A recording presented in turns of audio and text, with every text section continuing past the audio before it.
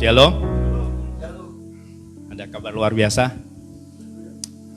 Pagi-pagi mungkin kaget ya, Pak Farel tadi kaget juga. Pak Gembala kaget kok Pak Robi datang pagi gitu lah. Saya pasang alarm jam 5 pagi. Kemarin malah kesiangan. 2 pagi malah kesiangan. Mau khotbah, bukan karena mau persiapan sebenarnya. Tegang. Ya, pagi hari ini masih dengan tema yang sama mengenai kasih. Saya pagi hari ini mau berkhotbah dengan judul Kasih itu Sederhana. Coba lihat kiri kanannya. Bilang, kasih itu sederhana. Sederhana. Ya, kita buka ya di Matius 22. Biasa kita pakai multimedia. Hari ini multimedianya off. Ayat yang 37 sampai 39.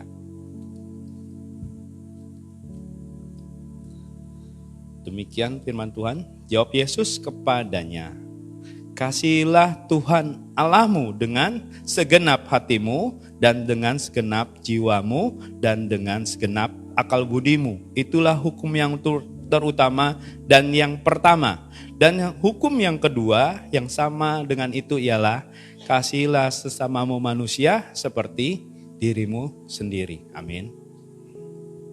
Kemarin sempat saya diskusi sama istri saya. Ini hukum kasih itu akibat atau sebab?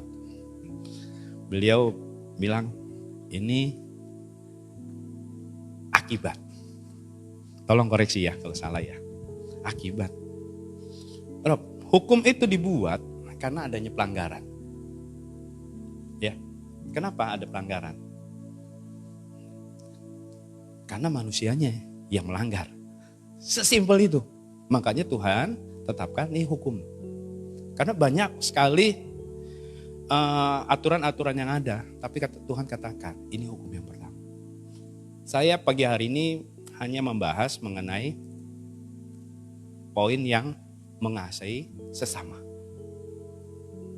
Kalau bicara mengasihi Tuhan udah terlalu banyak. Terlalu banyak. Selalu orang bilang ibadah ngapain? Saya cinta Tuhan. Saya sayang Tuhan. Mau gini. Tapi banyak orang. Minggu kemarin kita dengar ya. Kasih itu produknya orang percaya. Seharusnya lebih mudah. Itu teguran keras bagi saya. Padahal saya bilang sama istri saya. Ngomong sih enak ya.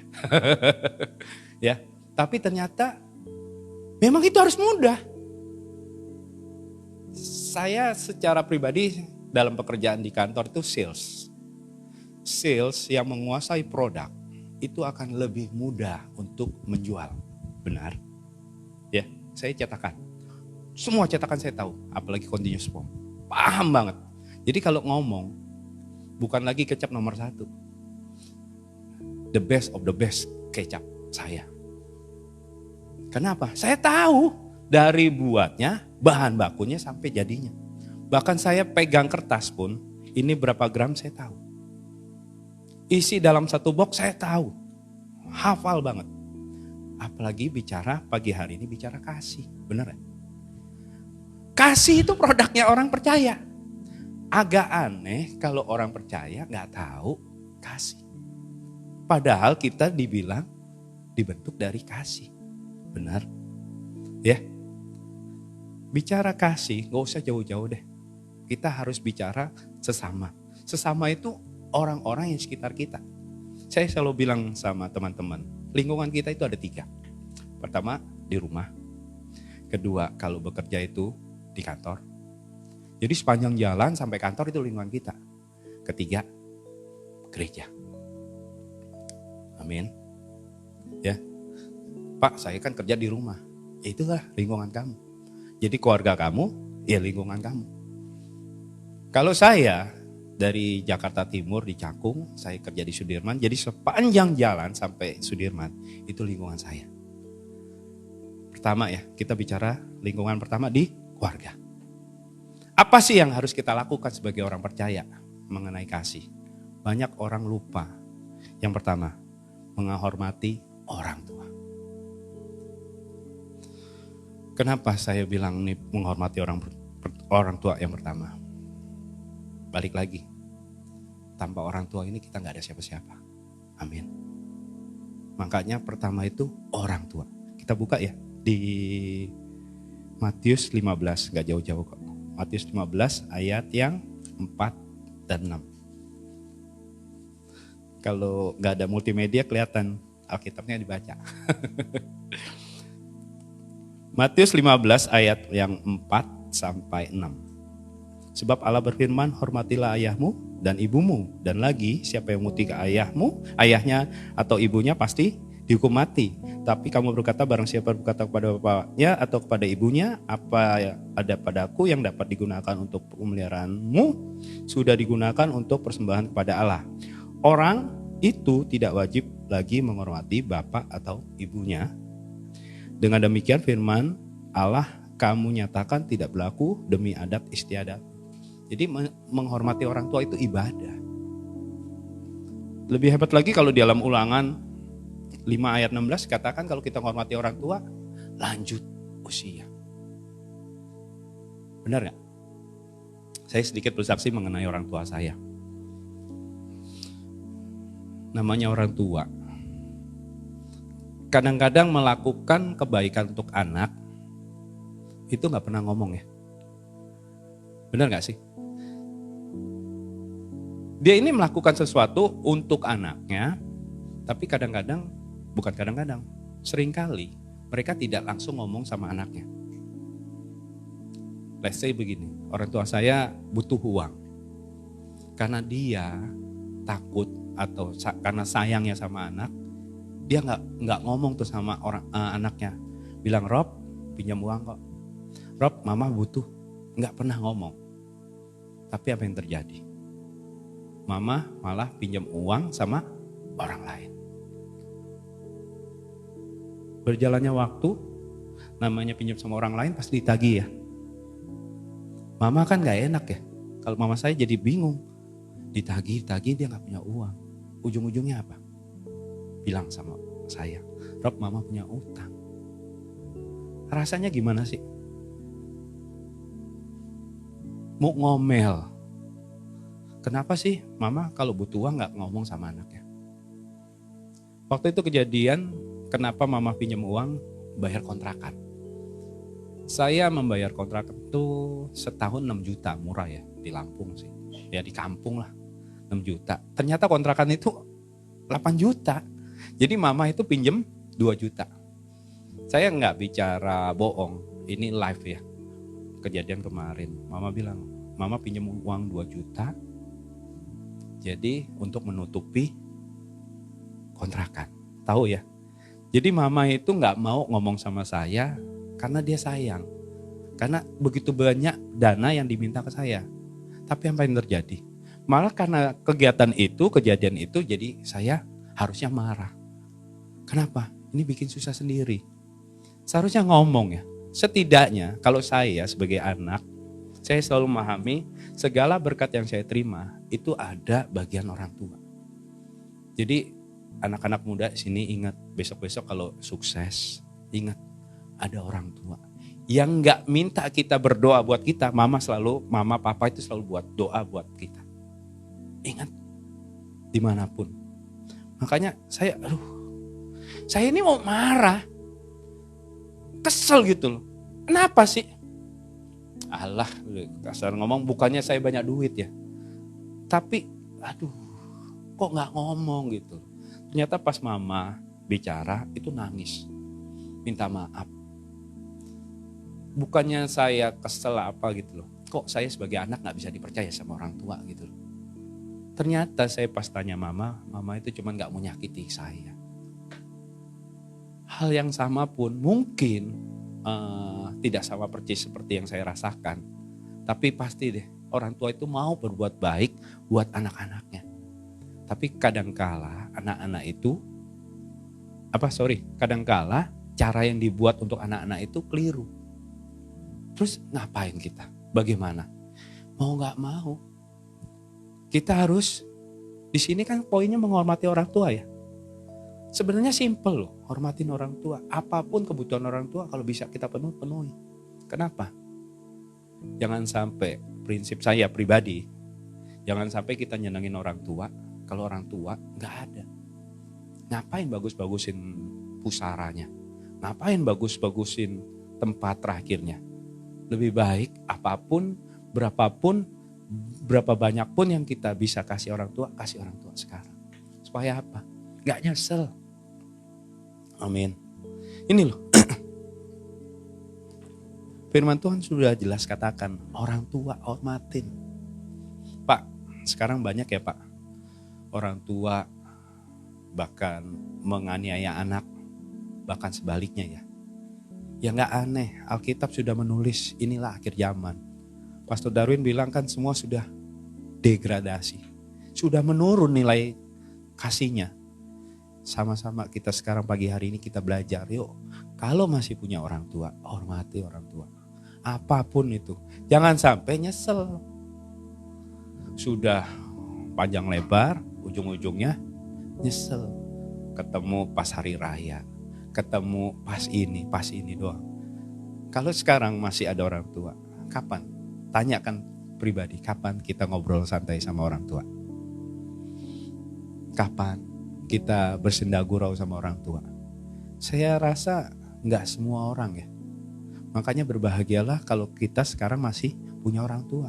Senengin, sayangin. Kalau orang tua, mohon maaf ya. Kalau orang tua itu kan sekarang dengan bertambahnya usia pasti ada yang kurang ya. Itu tadi mama saya. Ini papa saya. Pasti ada kurang ya pendengarannya. Kalau dulu kita ngobrol enak ya. Begini, panjang lebar itu ada jarak. Tapi kalau sekarang sudah tua, papa itu kalau ngobrol harus pakai mulut kita itu harus di kupingnya. Kesel gak sih? Kalau kita ngobrol sama orang tua tuh. Agak jauh dikit teriak-teriak. Kalau mau ngomong pelan harus deket kupingnya. Kadang-kadang kesel loh. Kesel. Ngomong harus begitu. Tapi ternyata itu sebenarnya pelanggaran kita sebagai anak. Ya kita harus bisa hormati orang tua. Karena kita nantinya akan jadi orang tua. Begitu. Jadi jangan putus harapan, jangan putus semangat. Kalau masih ada orang tua, hormati. Hormati itu maksudnya apa ya? Penuhi. Kalau bisa tolong sekarang, tolong sekarang. Kalau bisa bantu sekarang, bantu sekarang. Jangan tunda-tunda. Banyak ya, dulu kita kalau disuruh mama pergi, Rob, beli sayur, nanti deh. Beli gula, nanti deh. Besok-besok kamu jadi orang tua, rasanya gimana gitu loh. Kalau dibilang nanti deh. Saya pun nyuruh anak saya, Marco ambil anduk gitu. Kalau dia nanti, begini gitu. Kesel gak? Kesel. Itu pun dialami. Makanya hari ini kita belajar untuk menghormati orang tua. Hormati orang tua. Bagaimanapun caranya pasti Anda tahu dah.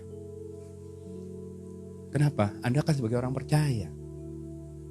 Orang tua itu nomor 1. Dimanapun dalam keluarga ya.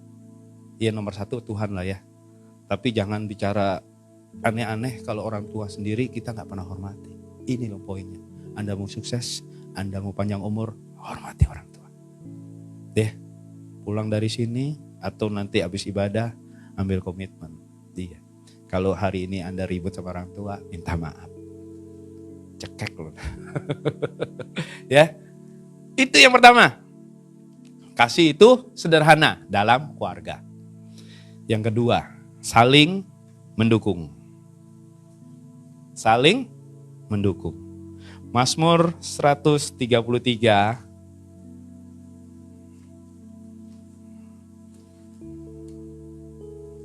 Mazmur 103, ini lagu ini.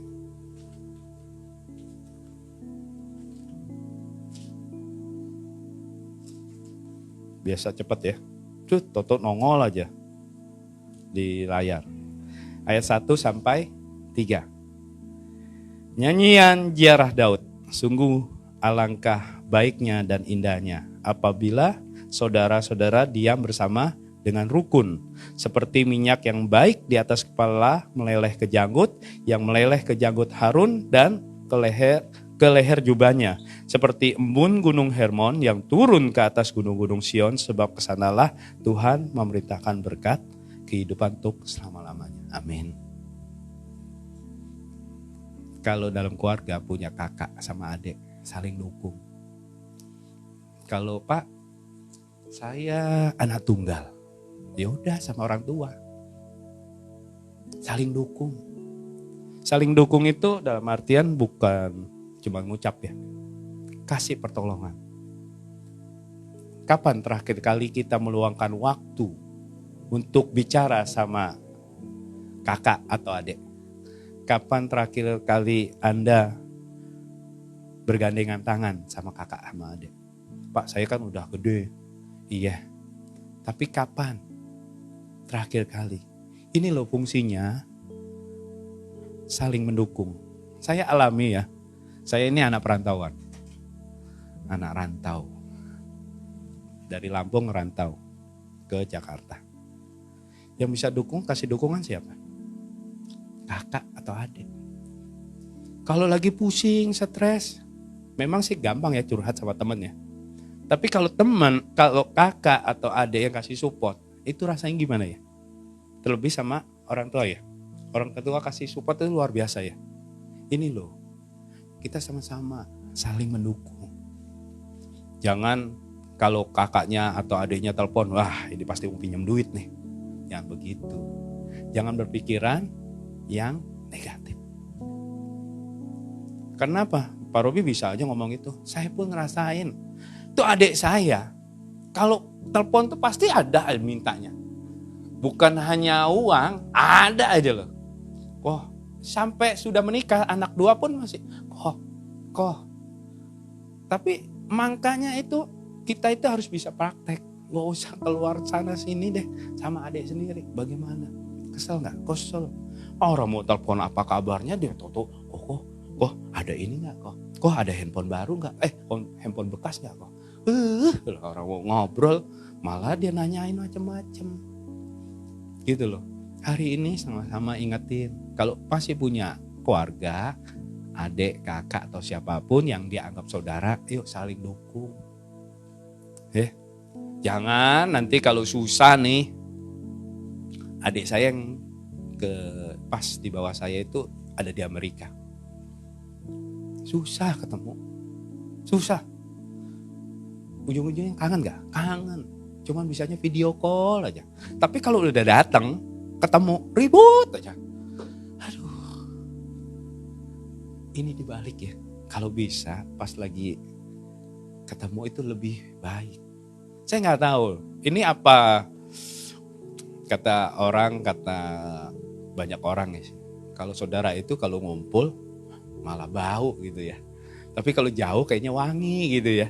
Saya nggak tahu gitu. Bener apa enggak gitu. Tapi ada aja ngalamin gitu loh. Mudah-mudahan Sidi Yusuf sama Alfa nggak gitu. Ya, semoga jangan amini itu. Kalau bisa ada saudara itu lebih dekat. Itu rasanya gitu loh. Saling dukung, saling support. Pak, emang nggak pernah ribut? Ribut sama adik sama kakak itu beda. Bener nggak? Beda kan? Beda sama orang lain gitu loh. Bedanya itu kita ambil, kita samakan dengan orang lain. Biarin besok-besok kalau ribut, nggak dendam. Ya, tolong ingat kalau masih punya adik kakak. Ingat, oh iya, saya pernah salah deh sama kakak saya pernah salah sama adik saya. Samperin, ajak ngobrol. Ya, jangan sampai saudara kandung malah rasa kebalik. Malah jangan sampai orang lain rasa saudara kandung, sedangkan saudara kandung sendiri kayak orang lain. Sekarang banyak loh gitu, bener. Saya nggak tahu kenapa. Ya, saya itu ngerasa ada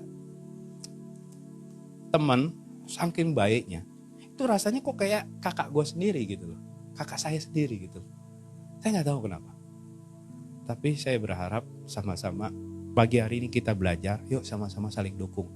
Apapun, bagaimanapun, dan dimanapun, kalau masih punya saudara, yuk sama-sama saling dukung. itu di rumah. Begitupun di gereja. Kita kan saudara kan? Siapa yang mau saudara sama saya? Kita saudara loh ini. Saudara dalam Tuhan. Sama-sama mendukung. Kalau hari ini kita sama-sama pelayanan, ayo sama-sama pelayanan, kita sama-sama bergandengan. Jangan sama-sama saling sikut. Jangan sama-sama saling menjatuhkan. Ini loh. Kapan lagi prakteknya? Kenapa? Balik lagi, kasih itu adalah produknya kita. Seharusnya lebih mudah. Makanya kalau mau berbicara lebih mudah, belajar dari hal-hal yang sederhana. Jangan lagi ngomongin yang nyuapin orang di panti jompo, ngunjungin yang lain-lain. Wah, begitu mah biasa. Tapi yang luar biasa itu kalau kita bisa saling support sama orang yang ada sekitar kita.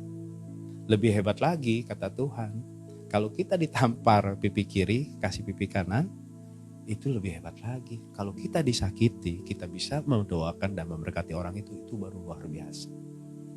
Hari ini kita belajar kasih. Gak usah panjang lebar deh. Itu udah 2 poin. Saya rasa kita semua bisa ya. Hormat sama orang tua, saling mendukung, sama khususnya di dalam keluarga, di gereja maupun di rumah. Ya, itu yang kedua. Yang ketiga, saling mengampuni. Katakan kiri kanan, saling mengampuni. Yuk kita buka Efesus 4. Efesus itu perjanjian baru.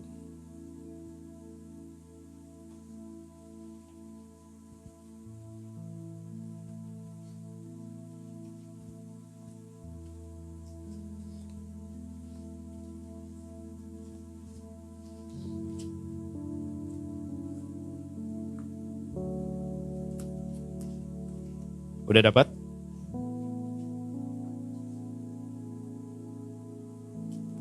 Dekat Galatia dia.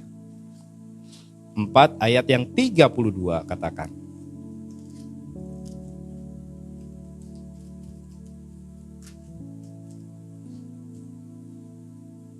Tetapi hendaklah kamu ramah seorang terhadap yang lain, penuh kasih, mesra dan saling mengampuni sebagaimana Allah di dalam Kristus telah mengampuni kamu.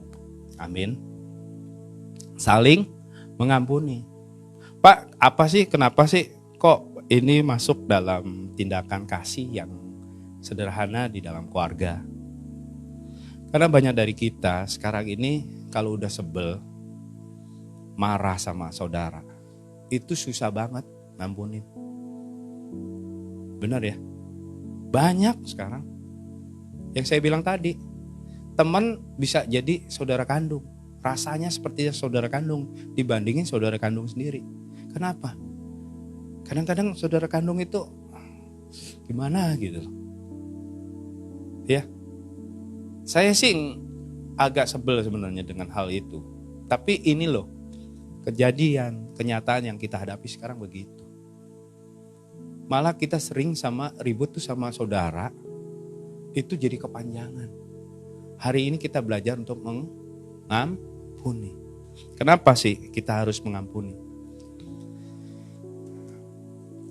Kalau kita bisa mengampuni, yang jelas kita akan diampuni ya. Benar gak? Benar gak nih? Yakin gak nih? Ya, di Markus 11 ayat 25 katakan bahwa kalau kita nggak mau mengampuni orang lain, Tuhan gak bisa mengampuni kita juga. Itu yang bikin kita mau gak mau harus bisa ngampuni.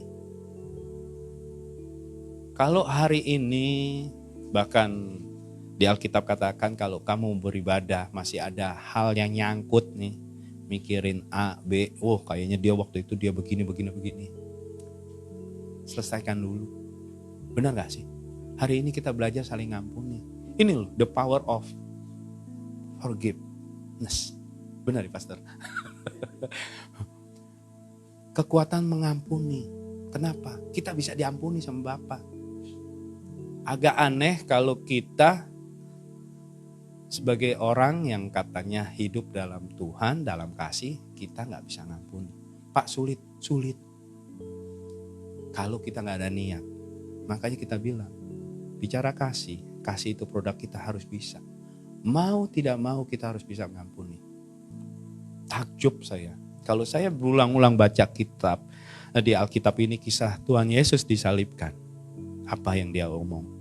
Ampuni mereka Bapa karena mereka gak tahu apa yang mereka perbuat. Gila kan? Bagi saya ini luar biasa. Dia itu kurang apa sih? Kasih makan.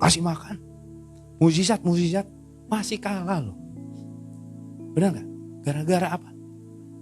Gara-gara pengkhianatan. Tapi dia ajarkan bahwa kita harus bisa ngampuni. Bagaimanapun. Kalau orang baik sama kita buat salah, kita ngampuni biasa. Tapi yang luar biasa itu kalau kita bisa ngampuni orang yang benar-benar jahat sama kita. Yang merasa benar-benar kita disakiti. Itu baru luar biasa. Kalau orang baik, kita bisa lebih baik. Itu biasa. Tapi yang luar biasa kalau kita bisa ngampuni orang yang gak baik sama kita. Itu baru luar biasa. Hari ini kita belajar saling ngampuni. Sama-sama. Itu loh.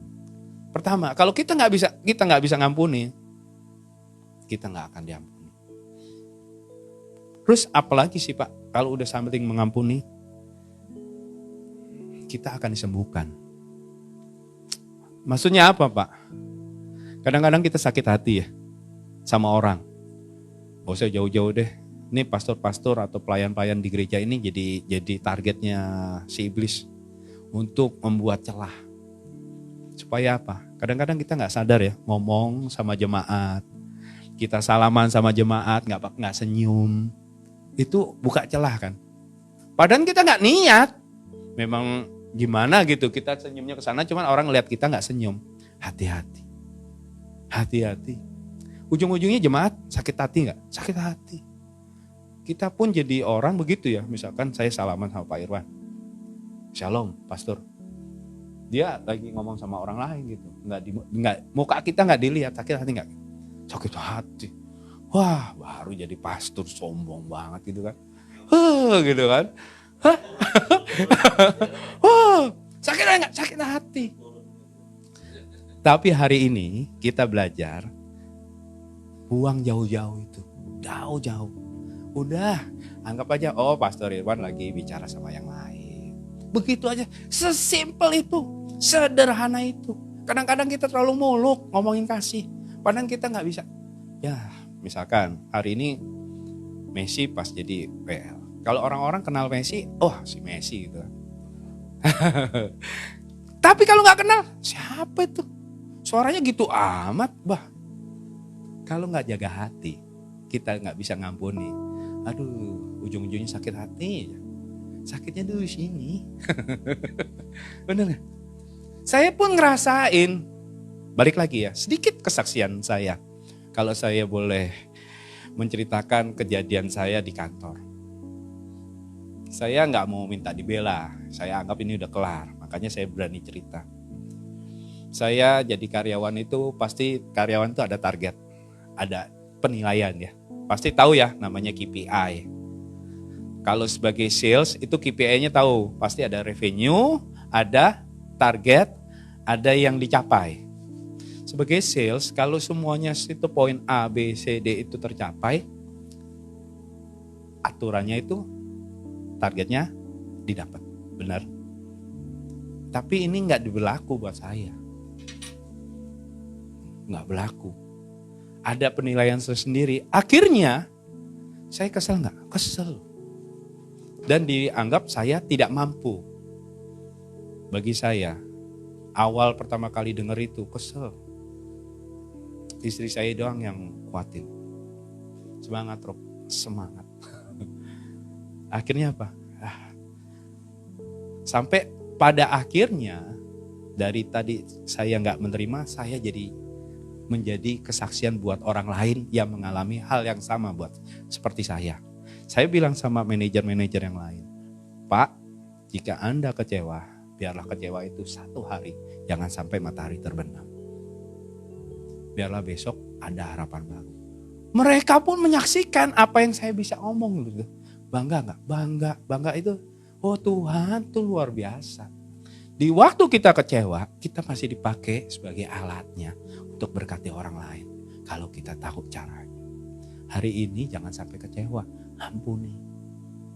Ya, ampuni. Kenapa? Kita nggak bisa ngontrol orang lain. Saya teman baik sama Pastor Irwan. Suatu saat selalu saya lagi nggak mood ya, toto dia bercanda. Kesal nggak saya? Kesel. Kayak nggak tahu waktu ibadah nih, bercanda mulu kan bisa aja gitu loh. Tapi hari ini kita sama-sama belajar. Yuk, saling ampuni. Jangan sampai nih kecewa. Rugi saudara. Benar. Ngapain sih hidup udah sekian tahun masih kecewa aja. Ya sama-sama belajar. Saling mengampuni. Nah yang terakhir yang lebih keren nih. Kalau kita udah saling mengampuni, doa-doa kita akan dikabulkan. Yesaya 59, 1-2 katakan, bukan tangan Tuhan yang kurang panjang, tapi karena dosa yang membuat doa kita tidak terkabul. Benar? Hari ini kita sama-sama yuk ingat, kalau masih ada yang ganjel, ampuni. Biarin apa? Doa kita dijawab. Mungkin hari ini, Tuhan, saya dari dulu minta jodoh. Kemarin kesaksian Pak Sinto ya, nyanyi gitu. Sebaring di gereja, nyanyi-nyanyi. Tuhan jodoh saya mana gitu. Aduh lucu juga tuh. Tapi ternyata ada hal-hal yang harus kita perbaiki. Jangan sampai yang harusnya dikabulkan gara-gara dosa tidak lagi. Ya, banyak hal-hal positif yang kita dapat kalau kita mau belajar mengampuni. Makanya itu pagi hari ini komitmen, yuk ambil. Ingat ya muka-muka misalkan dosennya kesel sama dosennya. Yang lagi sekolah nih guru-gurunya kesel. Ingat, lupakan, ampuni. Ya, misalkan ada mantan, wah gue gak bisa move on, ampuni. Ya, hari ini kita belajar sama-sama. Ini anak-anak muda di sini, semangat. Masa kita yang sudah dewasa ya, jadi ngomong tua nanti rugi. Hari ini kita belajar, yuk sama-sama. Ya.